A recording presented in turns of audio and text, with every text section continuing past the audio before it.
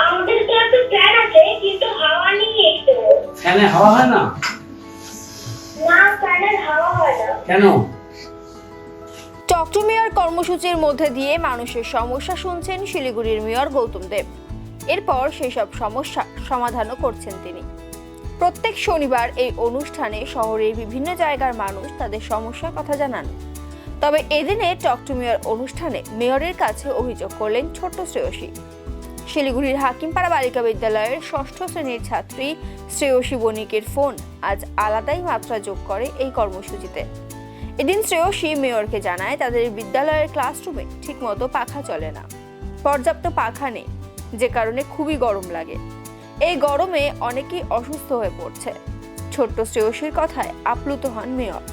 সোমবারই স্কুলে যাবেন এবং এই বিষয়ে ব্যবস্থা গ্রহণ করবেন বলে জানান মেয়র গৌতম দেব। আমার বাড়ি এনজিপি ভক্তিনগর দেশপ্রিয় সরণি। দেশপ্রিয় সরণি, ওয়ার্ড নাম্বার 35? 34। ঠিক আছে, তুমি কি কাজ করো? পড়ো স্কুলে? হ্যাঁ স্যার। কোন ক্লাসে?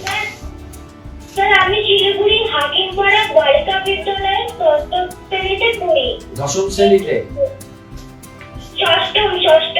ও, 6 এ পড়ো। ঠিক আছে, বলো। আমাদের ক্লাসে ফ্যান আছে কিন্তু হাওয়া নেই একটু। ফ্যানে হাওয়া হয় না? না, ফ্যানের হাওয়া হয় না। কেন? কারণ ফ্যানটা চলে কিন্তু হাওয়াটা আসে না, খারাপ একটু ফ্যানটা। ফ্যানটা খারাপ আছে? হ্যাঁ। তুমি 6, ঠিক আছে, তুমি 6 এ কোন সেকশনে পড়ো? সি। হ্যাঁ। ঠিক আছে, আমি সোমবার দিন যাব, পাশেই আমার বাড়ি, আমি ওটা ঠিক করে দেবো। ঠিক আছে? কিন্তু গরমে ক্লাস করি, গরমে অনেক ছাত্রী অসুস্থ হয়ে পড়ছে। আমি আজকে তো শনিবার, আজকে তো পারবো না, কালকে ছুটি।